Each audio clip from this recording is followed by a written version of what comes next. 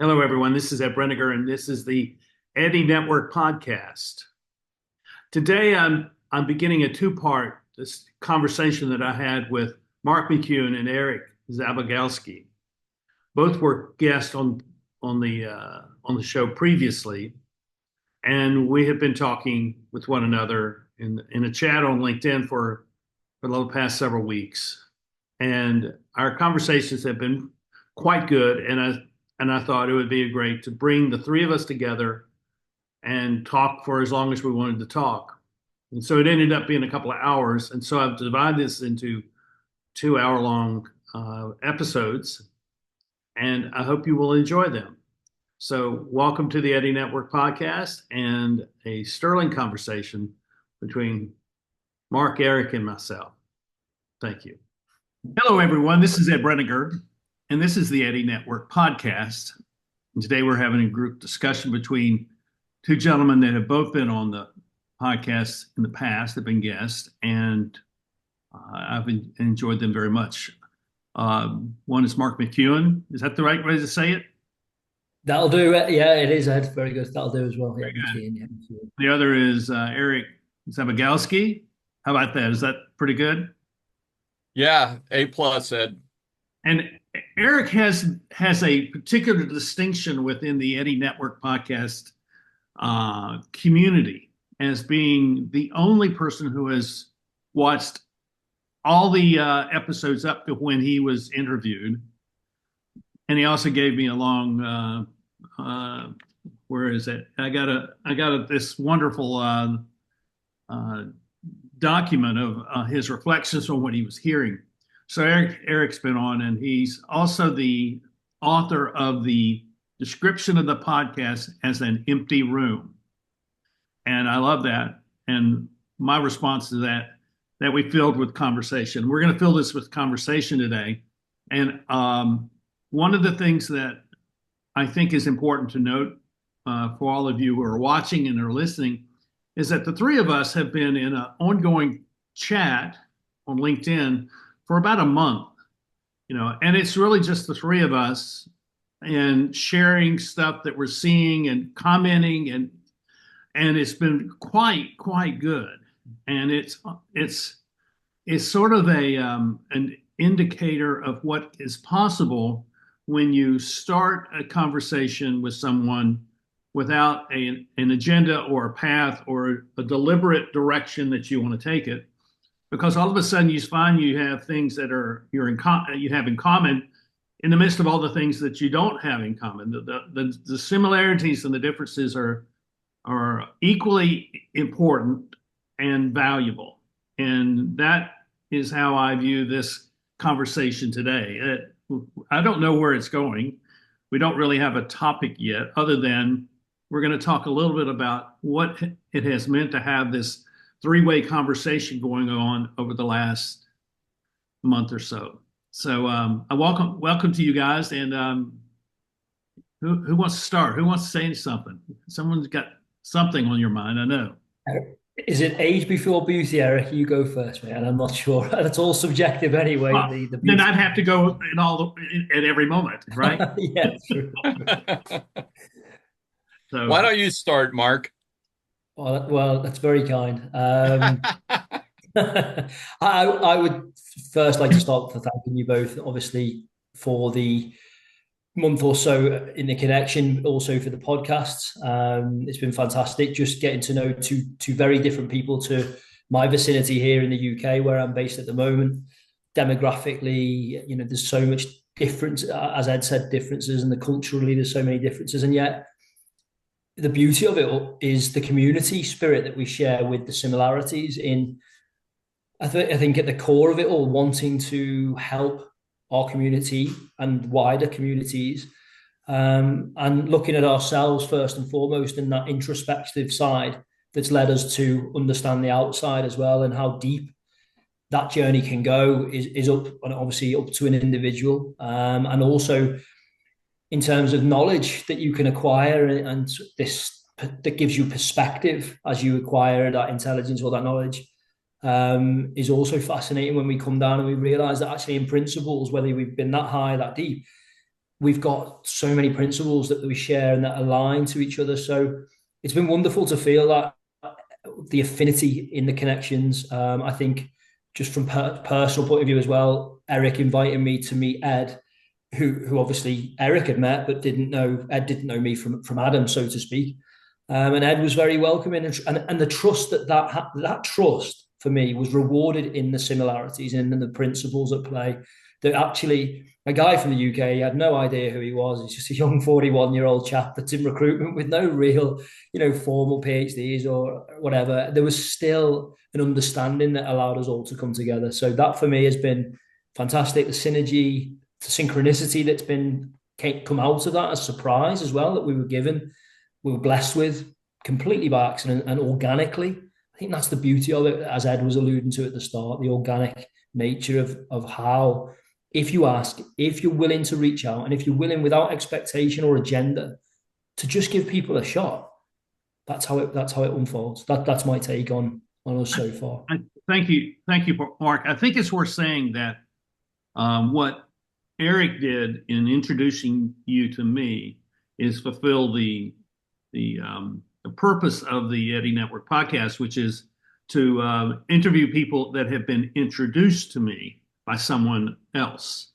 And for you all that are watching and listening, I believe that this may be the single most significant marketing insight that you may grasp hold of for your future, which is who you ask people that you know, who do you know that you think I should know? And would you introduce me? And almost everybody on the podcast, this is, well, I think I posted 160 yesterday, episode 160. Every one of those people introduced to me.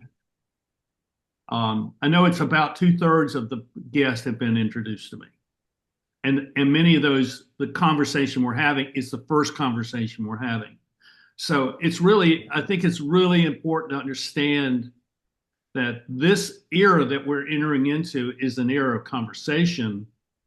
It's not an era of pitching. It's not an era of marketing in the traditional sense. It is an era of listening and talking and being introduced to someone and treating them with respect. And by treating them with respect, you're entering into a conversation that you have no idea where it might go. So that's I think worth emphasizing right here at the get-go, is because this is how we've all come together. Absolutely. And how about you, Eric? So thanks for introducing me as well. This whole journey, starting with Angela Catalessa recommending me to Ed, has been amazing. And now, like Ed alluded to, the three of us seem to be on this journey as three travelers of discovery, interest, truth, and it's continuing to be remarkable in some of the ways that you said, Mark. Just meeting people who are sincere and authentic and curious, wanting to learn, and having a dialogue versus a discussion. The roots of the word discussion go back to are related to other words like percussion, concussion. So a discussion is often like a ping pong match or a tennis match, but a dialogue has its roots in logos, which is knowledge and learning, I think, and dia means through. So that's what Ed has with all of his guests are dialogues, because he invites them. Maybe it wasn't named prior to Ed and I talking, but he invites them into this empty room to have a dialogue, to have a discussion through, to see what emerges out of it. And the continuation of us three talking has been almost, well, it's been a continuation, and it's almost been like a rocket ship. I could say it at times. It feels like getting fed with a fire hose, but Yeah. nobody's feeding me. It's like we're just learning these things. And, we're sort of touching on purpose. What is the purpose in life? Human consciousness. What's the nature of reality? What is the potential of mankind? Where are we going to go next? It's, I joked with Ed when I did his podcast interview with him. Um, I joked that I felt like I got an education, like I went to Eddy University because I watched most Yeah. of those 160 podcasts, and most of them were very enlightening, and we're continuing to get that. So you're right, Ed. This is a novel model that you have, inviting people into an open space, an empty room to dialogue. Yeah. It's really interesting right now in global culture where so many governments are trying to restrict this kind of conversation. And they don't want these conversations to happen. They want people to be compliant and go along with whatever is the authorized version of whatever is. And I'm not here to kind of create trouble. I'm here to talk with people who I'm curious about and I'm interested in.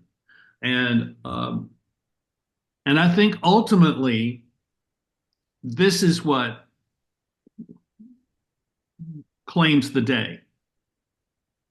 Because, we could always call on the phone. We don't have to do it over a Zoom call, and we don't have to do it on Substack. We don't have to do it using social media. We can do it other ways. I mean, it's possible. And I'm very sensitive to this, having created this thing a year and a half ago, 3 years and 3/4 ago, as I see how political parties and governments are so opposed to having honest, open conversation between its people. And so I think we need to be aware of that and know that we're not challenging the status quo. We're just trying to be, flourishing human beings in the context of the world we live in. Yeah, and on the back of that, and leading into something Eric said as well, I think allowing people to flourish is holding space for them to create stress where they have to be a certain way or say a certain thing or act a certain way. They can just feel relaxed because they're valued. So they find, well, oh, so Ed values me and invites me on. That's great. So I can be myself. And then that relaxation allows for a flow of, as Eric says, dialogue, and not just that, but when the affinity is right, because I think that the principles of what we are looking to do, or not that there's an agenda, but that we want for the betterment, the service to other people. I think that energy, without us even being aware of it fully, I think it's something unique. It just creates, it creates more. It just amplifies. And all of a sudden, people are switched on differently. I think that the right, maybe, they're creating more. So there's more balance, there's harmony. And Eleanor Roosevelt said, no one cares how much you know until they know how much you care. I guess giving people back their voice when the governments, whether they've done it deliberately and whether we're compliant in it to a point, right? It just is what it is. But people like ourselves having these conversations opens the floor up again. And that allows people to re-engage in a society that ultimately, with tech advancements, has conditioned us to be quite autonomous. And it's fine because it speeds life up. So the speeding of it up, surely then we're meant to have more time for play and human connection. It just seems, actually, ironically, it's gone quite the opposite way. There's less human connection at times because there's more tech. So as to your point, Ed, these meetings, they bridge the gaps. Here we are, face to face. Yes, not quite touching, but then even more so when you sit in those lecture halls like you did with McGilchrist, and we asked, how did that feel? Well, it's electric, isn't it? The heart is okay. It transcends space-time, energy. But when you're in those rooms with those people and there's an affinity, it's just spellbinding. It's amazing. One way to look at this is to see that when we watch a video or we hear a lecture online, live streamed or something, and we hear a news commentator, we're operating in that context. That's a global kind of context because that's going everywhere.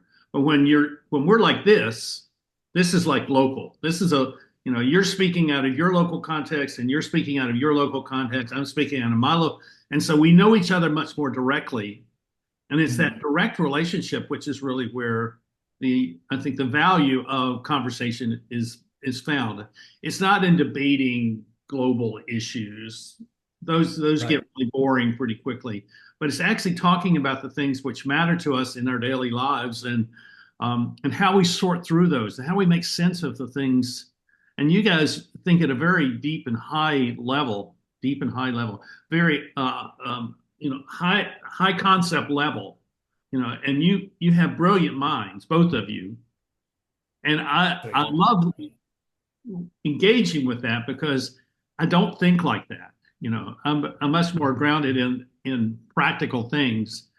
And that's why I think this combination really works really well because we learn from each other and it's much more real. It's real rather than, using my language, a spectacle. We're just putting on a show and it's a simulation of reality, but it's not real. It's not real reality. That's interesting, Ed, because I revisited a podcast I did with Angela talking about the intersection of polymathy and organizational ambidexterity. And she made a comment about the, working at the micro level, the individual person level, and then the meso level, like at organizations, and then the macro level, the big picture. So if you were a very detail-oriented guy, I'm sure that has made you a very successful consultant because you can get into those details and you can show organizations, hey, here's, A connecting to B, that doesn't connect, here's the problem. Somebody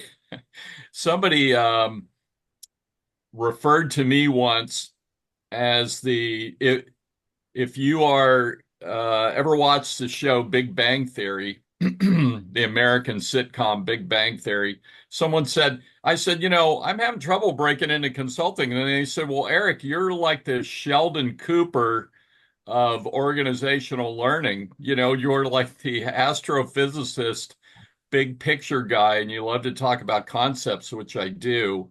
But they don't always help where the rubber meets the road when somebody says, hey, I need help with this or I need help with that. So circling back to what Mark said, those one-on-one conversations are where that happens.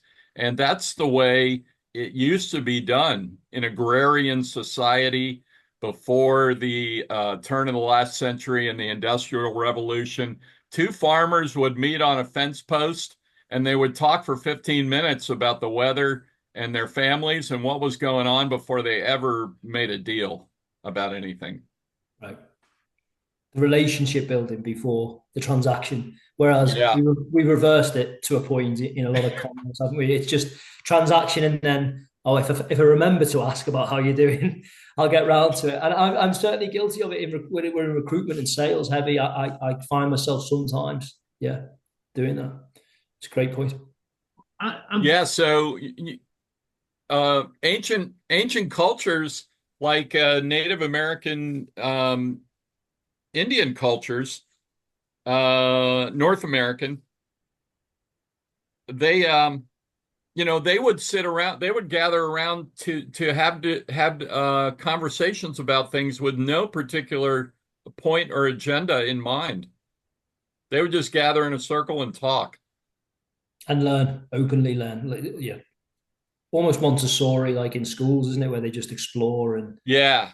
And then, problems emerge. Hey, how do I keep my neighbor's leaves from getting over my side of the yard? Or, how do I how do I make a better spear point for hunting? What were you going to say? You were going to say something, Ed. I was curious about what it is that you offer to your clients, and that's a little bit different than saying what is your job or what do you do, but what is it that your clients think you're offering to them? Because that's ultimately what the conversation will be framing for the person who may hire you. Well, Mark might have some very specific ideas about this, but I know that good salespeople, the really good salespeople, they engage you in conversation and find out what excites you, what interests you, and then they modify their product or the way that they think their product or processes can help you based on what you're interested in and what gets you excited. The thing I don't really, other than an organization coming to me and saying I need help with X, I don't really know.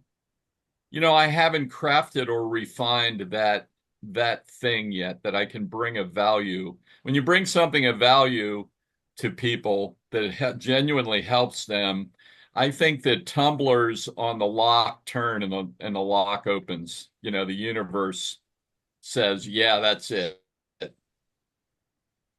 Yeah, on certainly on one level in recruitment, having worked in the New York market and obviously the UK market for a long time, and even into now North Carolina where we are, there are different feels to those markets and how they work. But in principle, essentially, if you're building a project and we're selling, crudely speaking, a project manager, or we're representing one, is a better way of putting it. I don't believe the crudeness of it, but it is just for the semantics of the job. But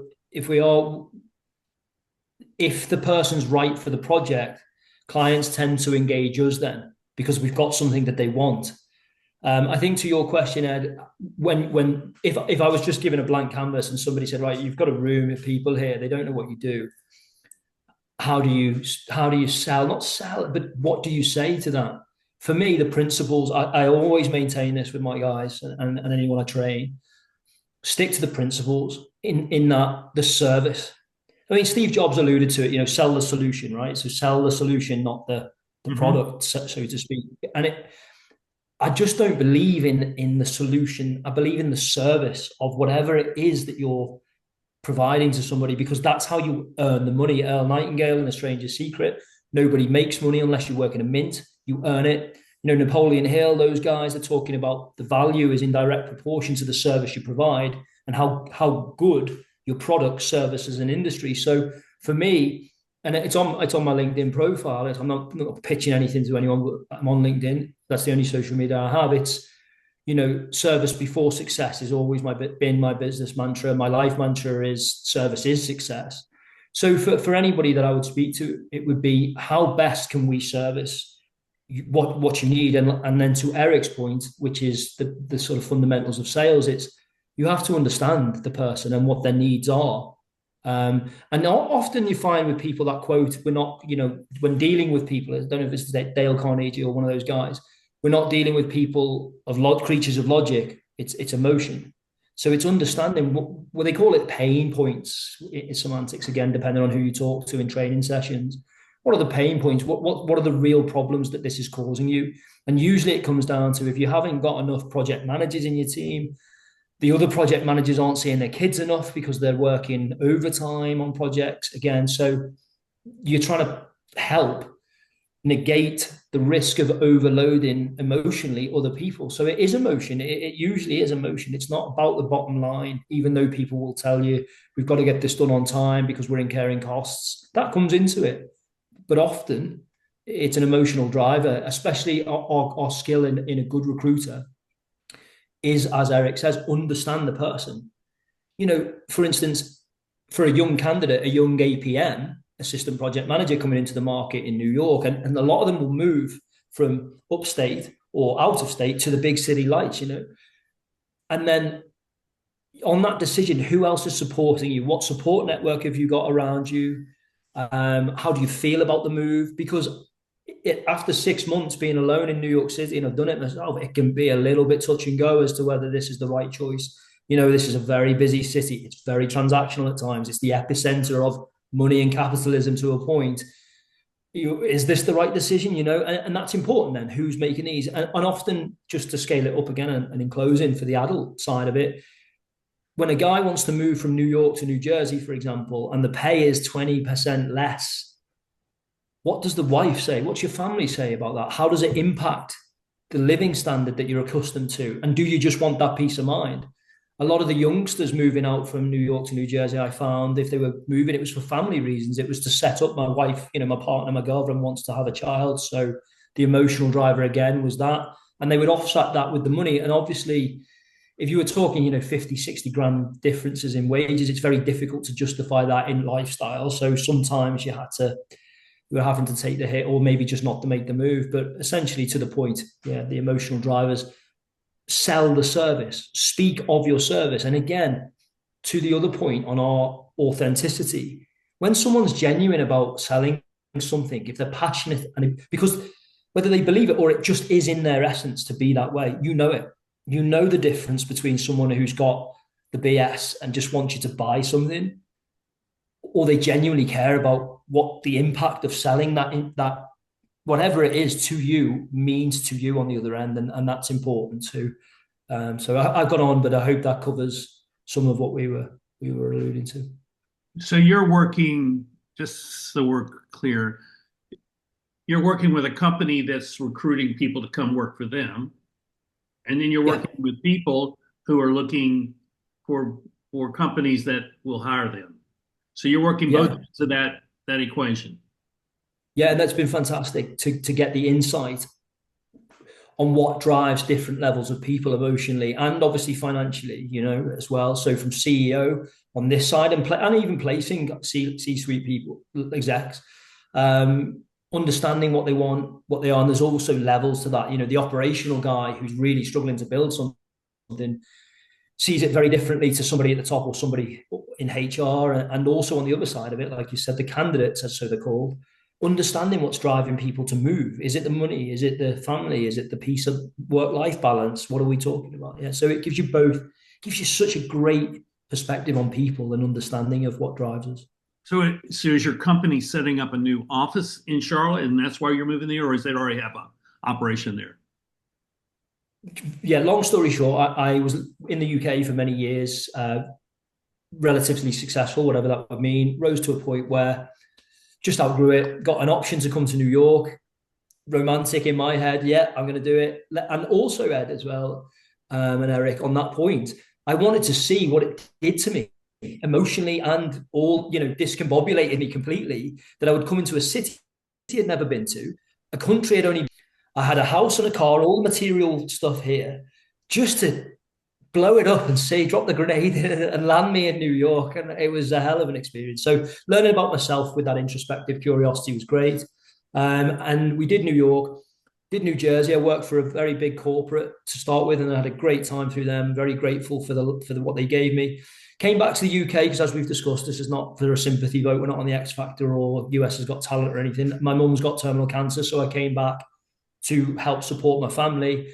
She was given 2 years when I came back. She's now 5 years on, and we're doing great. So we've said that the time is now, the opportunities arose again, and the company has agreed to allow me to be the head to set up a North Carolina office. Yeah. And what a state. I mean, from the feedback I'm getting and the work we've already done foundationally, it just seems like a great place. 7th largest airport in the US, apparently. So I'm told, and 100 people a day migrating there. It's just a lifestyle, cleanly city. So can't wait to be there. What's the geographic reach of the office in Charlotte? Well, interestingly, our CEO and our business plan is to be a hub for the East Coast and into the mid states as well. West Coast possibly, but time zones and all the rest of it will come into play, and we'll hopefully, vision wise, we'll open out there. I've got a year's visa to start, so there's a little bit of pressure on getting this right from the start. So we'll see what happens. No pressure. I mean, you're going to do great. You're going to. Thanks, Ed. I never thought of the, so I never, I never thought of the secondary and tertiary needs and desires and ambitions of people before. That's very true because um, people are everybody wants to be successful. Everybody wants to have purpose and feel fulfilled. And it's when you're talking to somebody, it's not just that person that you're talking to. You're talking to everybody that they're, emotionally connected with and invested in. So that's a really good point. And North Carolina is I think, a great choice for boots on the ground, for a place to come to and start. When I lived in North Carolina, the big word in the area that I lived in was agribusiness. And so North Carolina really had a foot in and an awareness of their roots in agriculture and responsibly um, working, working to their heritage, to their talents, to their strengths. Yeah. So I was impressed by how North Carolina sort of both respected and tended to the agriculture aspect of the country, Brilliant. or of the state. So they love the nature and they respect that. And there's a reciprocity which can often get a little lost in the more urban environments as well. Yeah, and like that video that I shared with you guys the other day about Robert Sapolsky talking about complexity and emergence in biology. Um, North Carolina is also very governed by, simple local neighbor rules. When you go to towns, you will very quickly get immersed and embraced in the town and welcomed as one of their own. And the things that happen in the town happen in the town, but also, although all that cultural heritage and all those roots are also tempered with business of the day and 20th, 21st century operations. Ed, what do you think?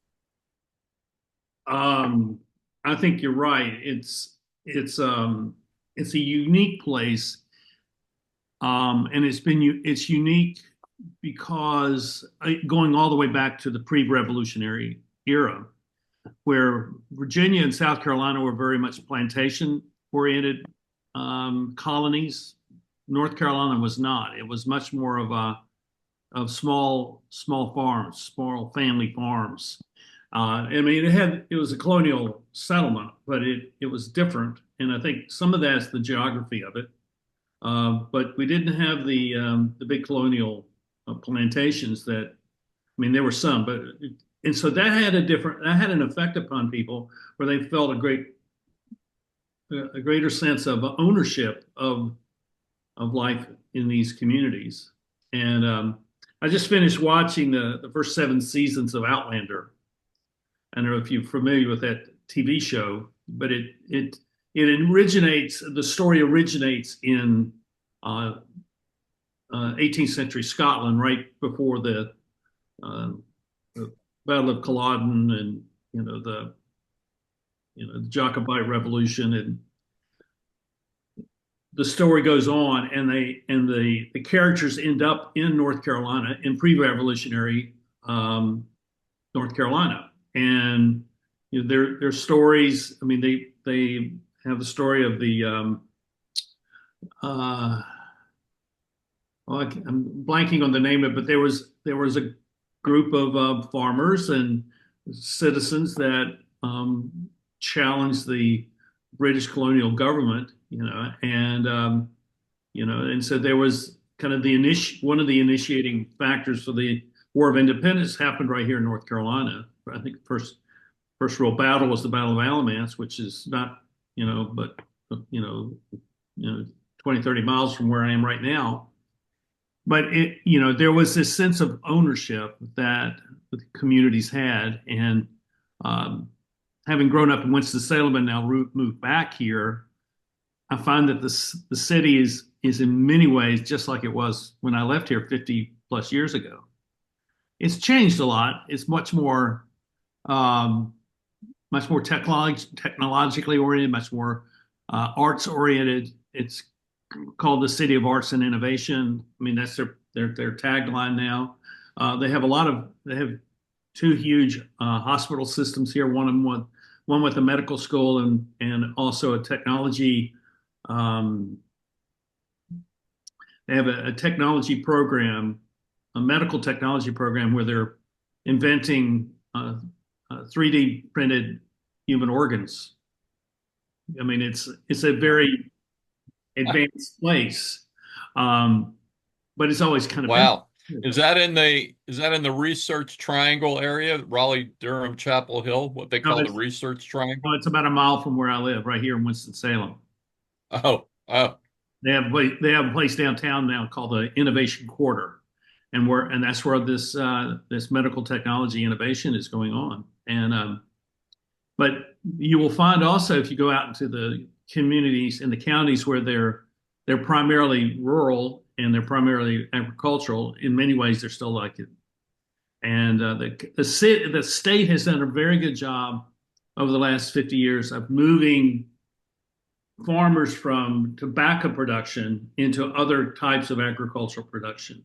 And a big trust fund was put together called the Golden Leaf Foundation, and they've been helping farmers. So west of here in the Yadkin Valley has become one of the principal East Coast areas for wine making, wine growing and winemaking, and they claim to compete with Napa. I don't know if that's true. I'm not a wine drinker, so I don't know whether that's true, but I do know that it's for tourist purposes. There are a lot of people that come to North Carolina to go to those, dozen or so vineyards that are up, an hour from where I live right now. So they've done a good job with that. They've done a good job with tourism. They still go kind of standard crops, vegetable crops. They have truck farms particularly down in the eastern coastal plain. So it's a very interesting and diverse place, and politically, it's very much equally divided between the left and the right, between the Republicans and the Democrats. So it's never an easy. Elections are never easy to call. So yeah, it's an interesting place. And what I really like about both the descriptions is still the constant word that comes up is community. That community feel, the respect on the individual and how the individual plays a part. Somebody just a little bit of a segue, but was telling me about Egypt and the communities that were set up way back when in ancient Egypt, how a farmer was as revered as royalty to a degree. So they were given the same burial rights because everybody was putting into a system. And I don't know my history well enough to know if that's true, but I was told that. So it just resonated in what we're talking about in terms of people's understanding that without the food makers, people don't eat. The royalty doesn't eat. There's a quote on it somewhere as well, isn't there? A famous one that the royalty need to know that the people making the food, without it, they don't eat. So just in that principle of remaining centered in where the value is in people and that everybody plays that part. And to Eric's point as well before, when he mentioned, we're not just speaking when we speak to each other or in recruitment or sales, whatever it is, we're not just speaking to one person. I think that in principle is essentially what we talk a lot about as well, where if we can encourage people to expand this heartfelt authenticity of themselves outside, the affinity will grow and the energy will grow in that, and the community grows out of that as well. So if we remember that when we're addressing someone, we're addressing them as ourselves ultimately and as everybody else in the community that they stand for and they represent. And then people will say, well, you're overthinking, it's too deep. No, no, I'm not saying you even have to think about it. This is the whole point. Once someone knows that's a concept, can understand it, and accepts it, then there can be the intention actually that that is just embraced as part of who I am. And that's going to be my way of things. And that's where you get this idea of a more centered self, so to speak, more aligned to love, friend love, that word that's just ineffable, isn't it? But that resonance of spirit, community, person to person, everybody counts. Muhammad Ali had a great quote: if you're rude to a waiter, I don't trust you, because if I was the waiter, you'd speak to me like that. I'm paraphrasing, but ultimately the principles are sound, aren't they? It doesn't have to be Muhammad Ali. It could be anybody. It's just these principles. Do we understand them? I know that they're written, some of them, in laws of reciprocity and all that, but as Ed and I laughed about on our last one, I don't think we need more laws. Ed said, good suggestions. We don't need more policing. People have to learn to police themselves, I guess, is a good way of putting it. Yeah, I like that, Mark, and I see a connection with North Carolina in what you're saying, because North Carolinians, true North Carolinians who were born there, they will slow things down. So there's an old joke: even if you have a PhD from MIT or Stanford, you're still going to talk slowly. You're going to talk in a North Carolina accent, and you're going to use colloquial expressions like, mash that button, which means push that button, or flip that, chunk that switch, mash that button right there. And this person could have they could be a rocket scientist, but they're still going to slow down the dialogue.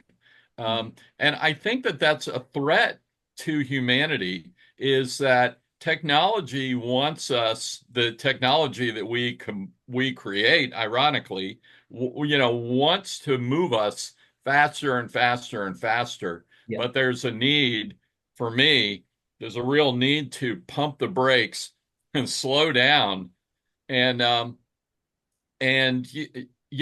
don't know, allow the right hemisphere of our brain to sort of participate in the decision making. In reality, I don't know what it does. I'm reminded of a story that about Alfred Hitchcock that I heard years ago, when he was working with his design writing team of young writers, coming up with new story ideas. When he would meet with them, he would begin by talking about something completely irrelevant, like his bulldog. He would talk about walking his English bulldog in the garden, and which flowers his bulldog liked to pee on, and which ones he liked to sniff, and where there's certain things. And it would infuriate and frustrate his young writers who wanted to get to the point, who wanted to start talking about creative ideas. But what Alfred Hitchcock did, knowingly or unknowingly, was that he allowed a transition space for them to get into a creative mood by degrading to irrelevancies for the first 20 or 30 minutes of a meeting. Brilliant. That's fascinating. Yeah. Yeah. When I moved, great. When I moved to North Wilkesboro, which is 45 minutes west of here, Wilkes County is a rural county, has remained so. Got a lot of wealth in it, but it's still rural. I think I went almost 2 years without telling people what I did.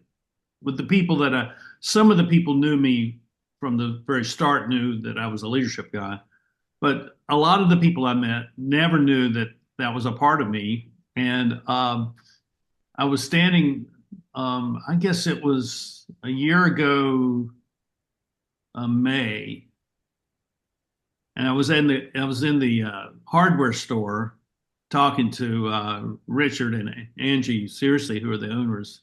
And we were just talking about stuff about going on in town, and this guy comes in who I had met, who does he's a journalist and he does podcasting, and he tells North Carolina stories and rural stories, stuff like that.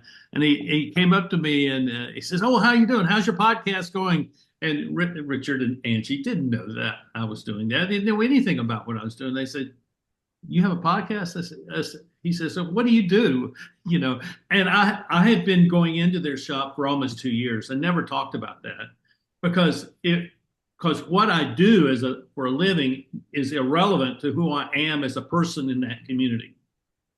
And you know, and I walked in the first time I walked in there. I mean, this is a classic old style hardware store. I walked in, I said, "I'm new in town, and I want you to know this is my hardware store."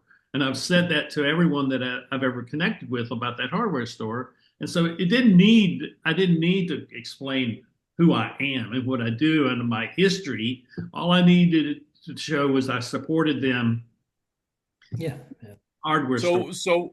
So what did you, if you didn't talk about what was going on with you, Ed, or did you just kind of walk in to every situation wanting to know what was going on with others? Yeah. So yes, you know, I would talk about this house that I was renting, you know, and I said, "Well, I need some filters, air filters, or, you know, or I need this." And they said, "Okay." And I said, "I need a table. I just need you know, like a cardboard table, a plastic table." And they said, "Yeah, we can get that." Well, you know, I related to them according to my need for hardware type stuff. And by that I got to know them. And then when this guy comes in and they say, "Well, what is it that you do?" And I said, "Well, I'm a militia gun." That says, "Really?" You know, and then the next thing out of his mouth was, "You know, there's a group of guys that meet here on Friday mornings at 8 a.m. and we sit around and we talk about what's going on in town. I think you'd like to be here." So I started going that next Friday, and I was totally welcomed in that group. But I wasn't welcomed because of, well, I was partly welcomed because of what I do. But if I had not built a relationship with Richard, he wouldn't have done it. I mean, and then a month later, you know, I had a birthday party. I would turn 70. This is a year ago, June, and Richard came. Angie was out of town, but Richard, another guy that from the hardware store, came to my party. So yeah, it's the community relationships really matter in those small towns, and you can really see it here. And you know, and the trouble. I mean, this is the other side of this is that in a lot of places, the you know the narcotics industry has invaded a lot of these small towns and they've kind of taken it over. So they're having challenges with their children, you know, becoming drug addicts or selling dope and stuff like that. So they have the same problems that other communities have, other states have. So it's not like we're immune to, you know, we're some kind of a fantasy world. We're not Lothlorien or anything like that. We suffer just like everyone else. Like I have a gang that has invaded my neighborhood, and I'm keeping a keen eye on them. But you know, it's, you know, at another level, they're not bothering me. You know? So it's part of the modern world that we have to deal with. Yeah, it definitely is. Sorry, Eric. It's just very quickly. It's here in the UK Sure. too. In our community, it's very similar. I would say there's a pattern of that here too, and we could go. I mean, we could go all day on what may be causing that. But again, maybe to Eric's point before, again, the speed of everything, they need that fix constantly because it's heightened. Everything is on the move all the time, and the chaos makes them almost crave those fixes. You know, if they're not getting it from social media hits, whether it's dopamine, it's all the imbalances of serotonin, whatever it is, and the adrenaline that comes with all of it, they need it on the outside again, so they distract themselves even more. And maybe that's it, because I do see similar patterns here in our neighborhoods. Cocaine, you know, weed smoking and stuff. It's prevalent to a point. And again, I can't speak for everybody, can we? Our experience is limited to our own, but if we're observing it, and this goes back to conversations on discernment, then we're seeing observable patterns, that they're not just our opinions of something. We can see it's happening. The person we know,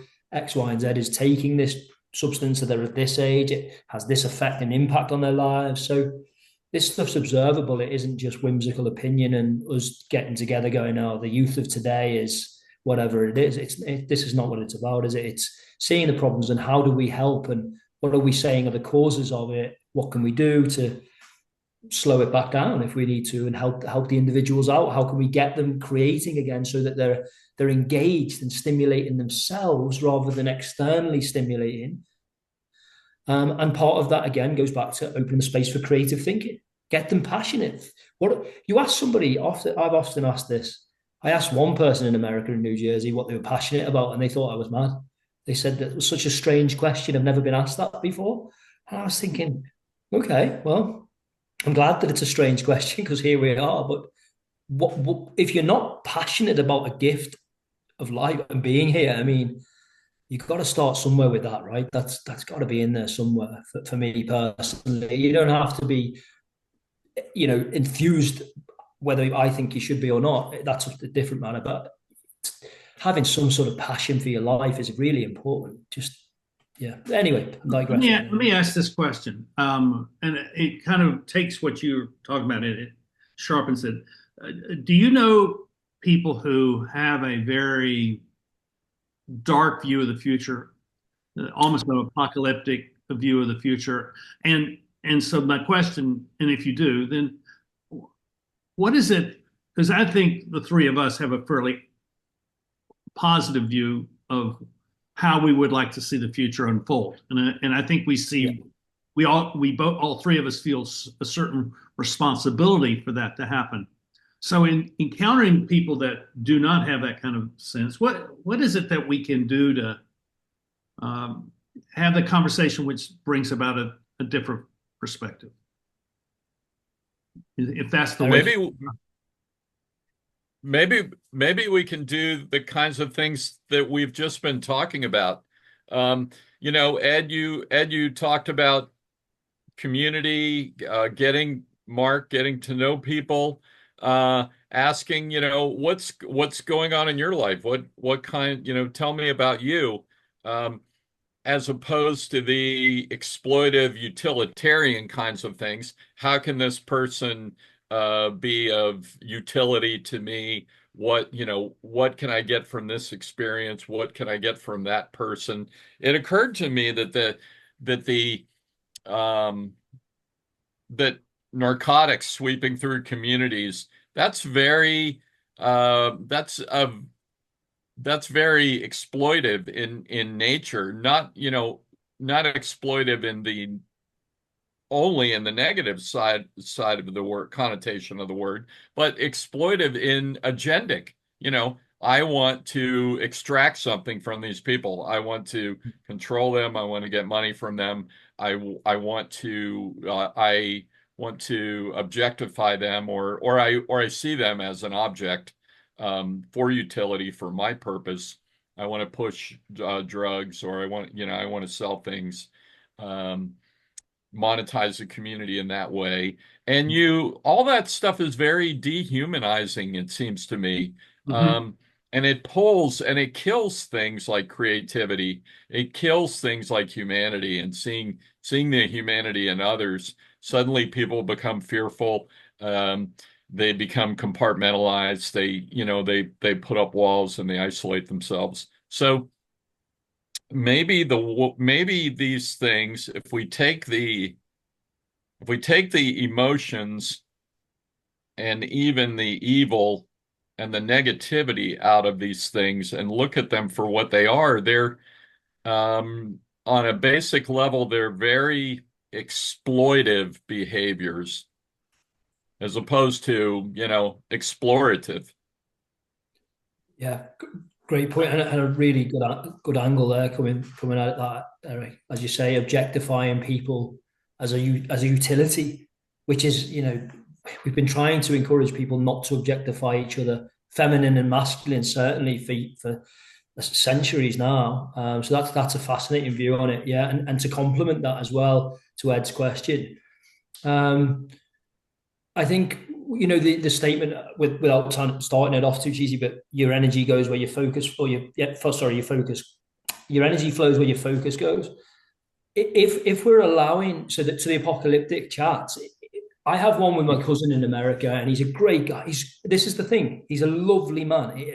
He is a beautifully natured, gentle soul. And yet his dialogue and his narrative is dense, in my opinion. He's hooked on the conspiracy of it, and that's fine, because it's not all conspiracy. There's a lot of circumstantial evidence, and there's a lot of factual evidence as well, that's sort of mounting up in favor of saying this is just wrong. What are we doing? And like I encourage him to see, okay, yes, always appreciate the problem, right? It'd be like saying that there's no war in Ukraine going on because it doesn't affect my life. When I look out my window, I don't see any bombs, I'm good. That's not what I'm saying here. That's not okay. Right. But it's not okay either, and we spoke about this, Eric, as well on our call, to go to someone, to the critic, to say, well, okay then, mister, you go and pick up a gun and get on the front line. Well, I only say this, and there's a quote for it, that I find it better to do what I can do best in service of humanity being here than to go and die nobly in pursuit of it somewhere else, where I make very little impact because I have no idea what I'm doing. So that's just my individual sort of reconciliation there. But to the point again, to my cousin or to anybody else is, yeah, appreciate the problem. In the problem itself, we have opportunity to find solution. The answers in the question often. Rumi said that, and that was on LinkedIn the other day. So if you focus only on the problem and which a lot of people in society, we all get together and we express opinions on problems. The narrative is dense. The narrative energy focuses on the problem. It's all on the problem. If we say, but hang on, okay, which you guys have done incredibly, all of our conversations, with you ask questions, like Voltaire says, judge a man not by his answers, but by his questions. Ask better questions, ask different questions. Better is subjective, but different questions. Like, okay, what are we doing to change it? What are you offering? Instead of the problem, what are you offering? We know the system's broke. So where's your blueprint for a better system? And Nikola Tesla was talking about it in increasing the mass of human mass and efficiency, where he said it'd be like sticking it. If you thought you just tear it all down and just stick a spoke in the wheel that's spinning, you just break the machine completely. It's not going to happen overnight. There isn't a quick fix, as much as we're built to have quick fixes. So individually, then take the problem-centric focus off. Let's move it to solution-centric. Let's talk about what you can control. So this is just basics again about what's in your control. What can you do? Well, you can improve your focus on the good things. You can focus on improving your lot as better there. But what I'm going to do is increase my resonance. So I'm going to make myself happy. I'm going to support myself with vibrational impressions from the television that I watch, from the people I hang around with, from the conversations, from the words I use, right? This can be as deep as we want it to go. And we can reverse engineer ourselves through better choices, more self-actualizing choices, where we're saying, okay, I've got the power. The other problem with the problem-centric approach, it's problematic in itself. It's self-proving. You've got everything external, so you take no accountability, and you don't have to. You can just sit there and say that everything externally going on is happening and I've got no power. And that's what they've done so well. I say whoever the system is, that's what we've allowed. That's what's been manipulated to make us believe that it's all external. It's the government are going to do it. Yeah, like we said before, let the macro do it. That's fine. Leave it for now until you want to get there. If you want to get up there. If you don't, come down to the meso. If you don't want to do that, come down to the micro and look at yourself. Instead of saying I've got no power because it's all external and it's all on me and the circumstances are dictated to, what can you create? And in creation, the resonance changes, the neurology changes, you become alive. So I've gone on there. I'm sorry to go on. I'm passionate about this, as you can tell. Well, I like what you said, that the power starts with you. Yeah, ultimately, well said and succinctly said, Eric. Yeah, absolutely. And what you're saying is that, in a very simple way, is you have a choice whether to create positive energy or negative energy. Yeah, and Earl Nightingale in The Stranger's Secret talked about it, and this has been talked about in. This isn't new for us. It's the new old-fashioned way, so to speak, whereby you have the choice. You plant nightshade in your garden, or you plant crops, and they grow in equal proportion. That's how the subconscious works. It does not differentiate to a point, but the soul does. For what is a man if he inherits the earth and sells his soul? Right? Yeah, that's really interesting, Mark, because if you, you know, if you planted deadly nightshade in your garden, Right. if you, perhaps the problem with that is if you do it without intent. Yes. So if you were a doctor and you planted deadly nightshade, which I think is the drug digitalis, then you would say, well, I use that I'm a cardiologist, and I know that in very small doses that can be used as a medicine. So that's why I'm planting that. If you just haphazardly, you're a dummy, you're not aware, and you don't think about how you move through life, and you plant that by accident, and your child, someone eats it and they die. So maybe this has to do a lot with awareness and intention. And you said something, you said that,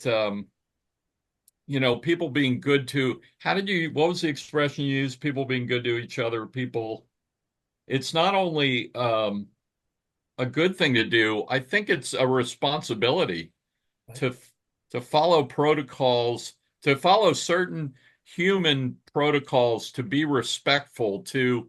It's something North Carolinians do very well. I think it's something that the three of us do.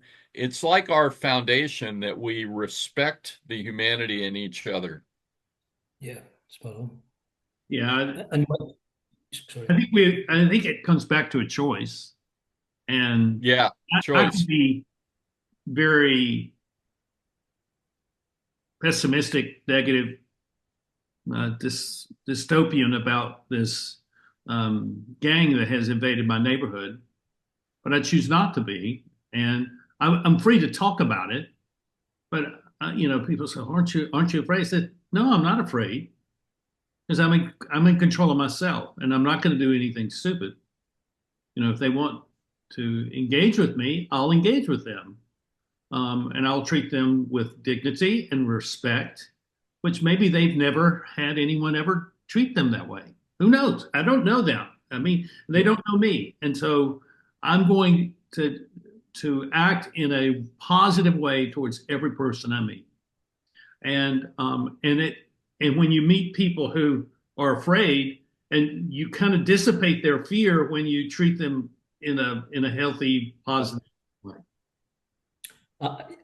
100%. Yeah. And if you don't, you could possibly mirror their fear.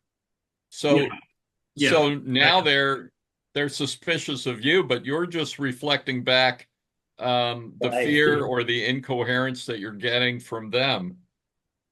This is very interesting, and I think it's important. This is illustrated for me that it's important to um, to know yourself and to carry yourself in a certain way with a certain level of awareness and coherence as you move through life, not only to be a beacon for others, but to not be just a confusion generator, adding to the confusion. You've now heard part one of my conversation with Mark McKeon and Eric Zabiegalski. Come back on Thursday to hear part two, and I think you'll find it equally interesting and maybe even a slightly more dynamic than if that is possible. But thank you for watching part one, and we'll see you soon on part two of my conversation with Mark and Eric. Bye-bye.